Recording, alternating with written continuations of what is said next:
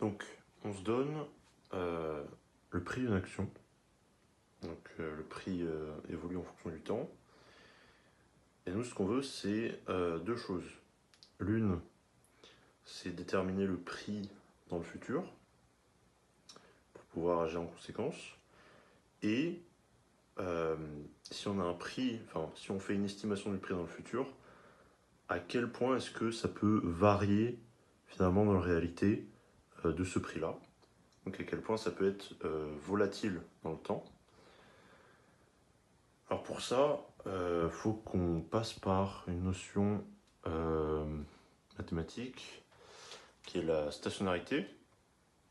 Donc qu'est-ce que ça veut dire? Ça veut dire que une série temporelle, donc quelque chose qui est un graphe qui dépend du temps, est stationnaire si sa moyenne est stable, si sa variance globale est aussi stable, et si il y a des corrélations indépendantes du temps. Bon, la troisième hypothèse, on la skip un peu, mais voilà, il y a trois hypothèses. Et pour travailler sur des séries temporelles, donc ce genre de choses, il faut, dans un premier temps, considérer l'hypothèse de stationnarité pour pouvoir travailler dessus. Bon, déjà, si on reprend la première hypothèse, là, la moyenne, elle n'est pas stable du tout. Donc, ce qu'il faut faire, c'est d'abord la convertir en quelque chose de stationnaire. C'est pour ça que on étudie plutôt des rendements. Donc, le rendement, c'est le prix de l'action à l'instant t moins le prix de l'action à l'instant t moins 1 sur le prix de l'action à l'instant t moins 1. Et pour mieux modéliser, on rajoute aussi les dividendes. Mais ça ne nous intéresse pas pour l'instant. Parce que déjà, je sais pas vraiment ce que c'est en vrai. Enfin, je sais pas vraiment à quoi ça sert dedans. Et donc, si on convertit ça en rendement, on obtient quelque chose de cette forme-là. Et ça, on vérifie expérimentalement que c'est à peu près stationnaire, donc la moyenne est toujours à 0. Et que la variance globale, c'est-à-dire si on regarde sur 10 ans la variance, les 10 ans d'après, ce sera à peu près la même variance aussi. Donc voilà. Et ensuite, la troisième hypothèse, bon, là, on la vérifie expérimentalement. Donc maintenant, on peut commencer à travailler pour non plus prédire un prix, mais prédire un rendement. Mais de toute manière, on prédit le prix si on prédit le rendement. On va prédire la volatilité, donc ici la variance. Donc la variance, bon, c'est pas très compliqué, hein, on sait tout ce que c'est. C'est juste à quel point ça va s'écarter en moyenne de la moyenne. Donc, ce que j'ai trouvé comme estimation, parce que moi, il y a deux choses qui nous intéressent, prédire le rendement et prédire sa variance.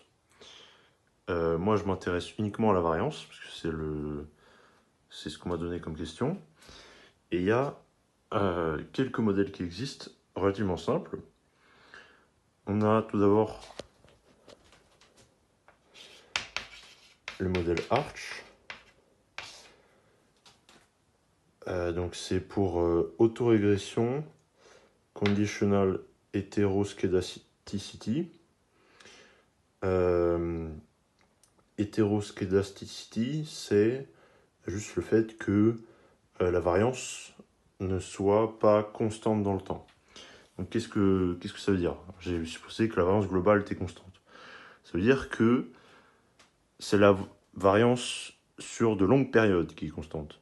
Mais par contre, si on regarde plus précisément sur la courbe, par exemple ici, on a une déviation à la moyenne qui est beaucoup plus grande que ici, dans cette zone-là. C'est-à-dire que la variance dépend un petit peu du moment, la variance instantanée donc la variance sur un seul jour, sa volatilité sur un seul jour dépend du temps, et on peut même voir qu'il y a certaines zones où on a une variance à peu près constante. Ici, la variance à peu près constante mais grande, et ici, la variance à peu près constante mais petite. Donc, ce qu'on va essayer de modéliser avec le modèle Arch, c'est en gros de dire que, ok, si je veux prédire le rendement ici, eh ben, j'ai juste à prendre un peu, à estimer à l'aide des rendements un peu avant. Et c'est pareil pour la volatilité. Si je veux prédire la volatilité ici, je vais utiliser un peu les rendements un peu avant. Donc, de manière très simple, on écrit que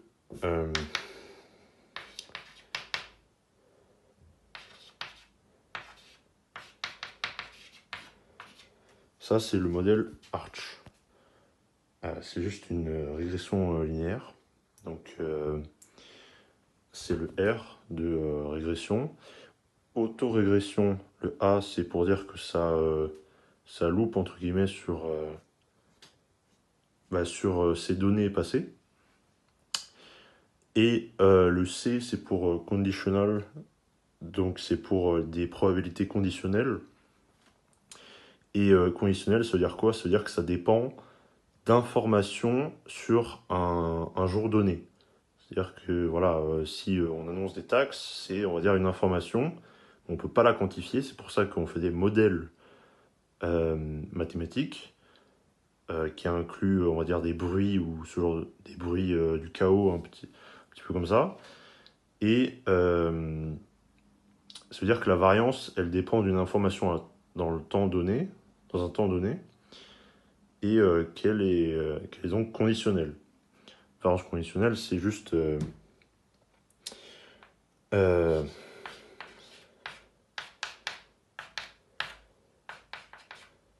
c'est ça.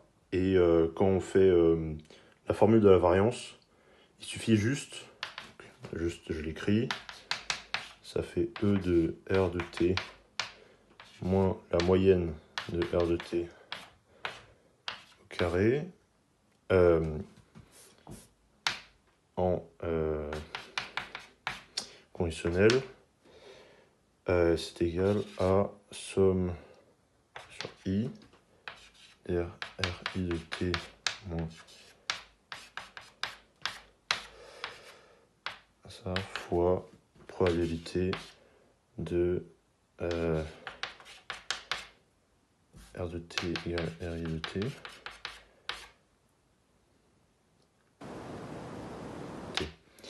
Voilà, donc variance conditionnelle, c'est juste, on prend une espérance conditionnelle, et ça veut juste dire que la probabilité qu'on prend dans la formule de l'espérance, c'est une probabilité conditionnelle. Voilà, tout simplement. Qui dépend de l'information à un temps donné. Donc ça, c'était le modèle Arch. Et on peut le généraliser.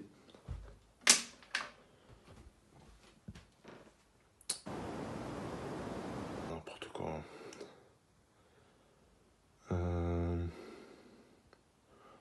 Je crois que j'ai raconté n'importe quoi. Oui, nous, on veut la volatilité. Ouais. En fait, moi, je veux la volatilité. C'est pour ça que je mets le sigma carré et la variance. C'est pour ça que j'ai calculé sigma de t carré. My bad. Et maintenant, on peut généraliser. C'est pas du tout clair ce que j'ai dit, mais tranquille. Donc, nous, ce qu'on veut, c'est modéliser la variance de ce rendement-là. Donc, à quel point ça va s'écarter de la moyenne. Et ici, on modélise avec la variance au temps t-1. Sauf que, on ne le connaît pas par le fait que ça dépende d'informations qu'on n'est pas... Enfin, on n'est pas capable de quantifier, comme des événements géopolitiques ou quoi. Et donc, ce qu'on fait, c'est que dans cette formule, si on remplace juste le t par t-1, ça nous donne ça. Ça nous donne ceci, là. Sauf qu'on a dit que la série des rendements était stationnaire, donc sa moyenne, on la connaît. Et ici, c'est 0, parce que c'est stationnaire en 0. Et donc, ça nous donne juste l'espérance R de t carré, sachant I de t. Et ça, on peut, on va dire, l'estimer comme étant juste le rendement qu'on connaît dans le passé, parce que c'est vraiment le bordel, hein, je sais pas expliquer, c'est une dinguerie. Parce que oui, en fait, le rendement, on modélise mathématiquement comme étant une variable aléatoire. C'est pour ça qu'on calcule tout ça. Et le problème, c'est que c'est un modèle mathématique, et dans le passé, bah, c'était pas une variable aléatoire, il y avait un seul rendement à l'instant T. Donc juste on prend le rendement qui s'est passé. Bon, tout ça pour dire que quand on a cette formule-là, nous on cherche le sigma et on approxime ce sigma moins 1 comme étant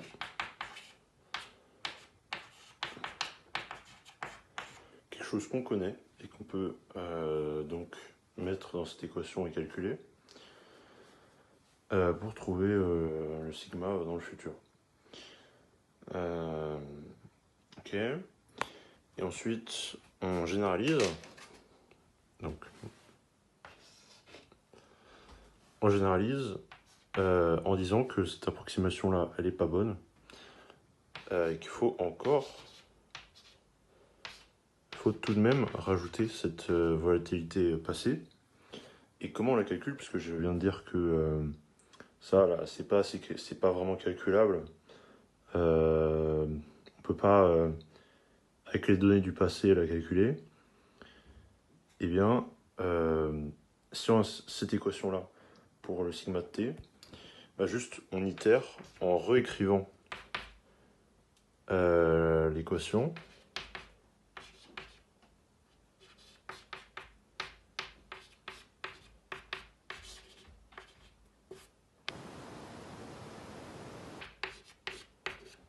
Ça nous donne ça. Et juste on itère jusqu'à tomber jusqu'à sigma de 0. Et ça, c'est un paramètre de plus à prendre en compte. Donc ça, c'était le modèle Garch. Si on enlève l'estimation qu'on a faite, et c'est à peu près tout de ce que je sais actuellement. Enfin, à peu près tout ce que je comprends actuellement. Et ça s'implémente pour l'instant facilement. Ensuite, bah, va falloir implémenter avec des réseaux de neurones, et ça, c'est la suite.